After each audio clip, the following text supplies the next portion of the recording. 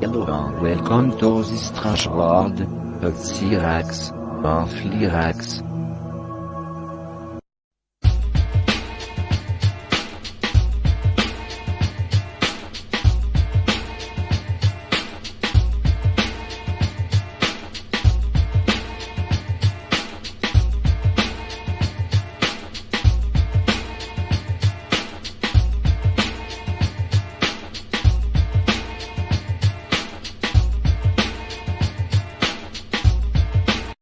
The elders in conjunction with the New Believers present, the German-Japanese, flight to Mars in 1945-46, according to the authors of the underground German documentary movie from the Thule Society, the only produced craft of the Honeybee 3 type, the 74-meter diameter naval warfare dreadnought, was chosen for the most courageous mission of this whole century, the trip to Mars.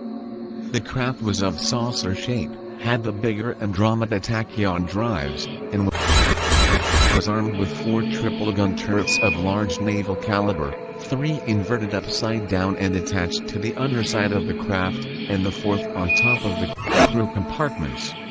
A volunteer suicide crew of Germans and Japanese was chosen, because everybody knew that this journey was a one-way.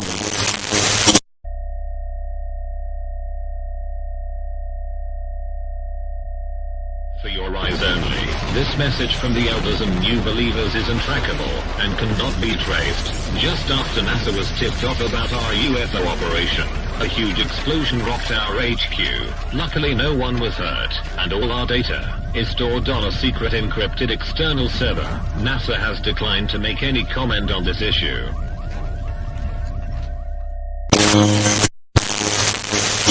The large intensity of the electromagnetographic fields and the inferior quality of the metal alloys used then for the structural elements of the drive was causing the metal to fatigue and get very brittle only after a few months of work of the drive. The flight to Mars departed from Germany 1 month before the war ended, in April 1945. It was probably a large crew, numbering in the hundreds, because of the low level of automation and electronic controls inside the saucer. Most of the systems of the craft had to be operated like these on the U-boat of that time, manually.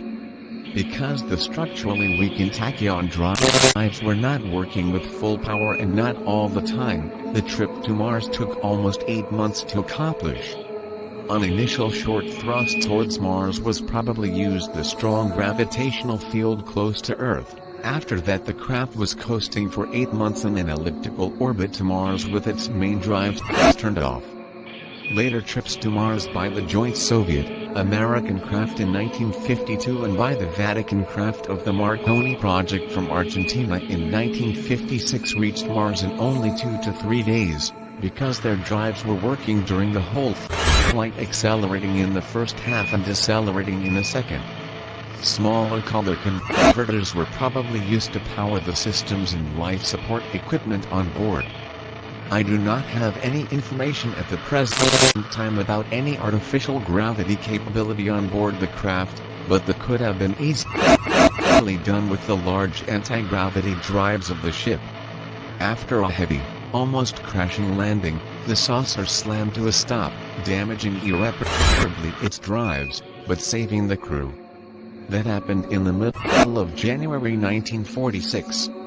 The crash landing on Mars was not only due to the crippled tachyon drives of the craft, it was also due to the smaller gravitational field of Mars generating less power for the tachyon drives. And also due to the thinner atmosphere on Mars, that could not be used as effectively for air braking as the Earth's atmosphere could. The craft was shaped as a giant saucer, a form that is very efficient as an air brake when it is entered into the atmosphere with its large cross-section perpendicular to the trajectory of descent. One question that I have not answered yet in the affirmative is how were the Germans able to regenerate the air inside the craft for 8 months for this big crew? Quite probably they were using advanced life support systems, developed initially for the their larger water turbine and free energy submarines that were cruising the oceans without resurfacing. The radio message with the mixed news was received by the German Underground Space Control Center in Neuschwanstein and by their research base on the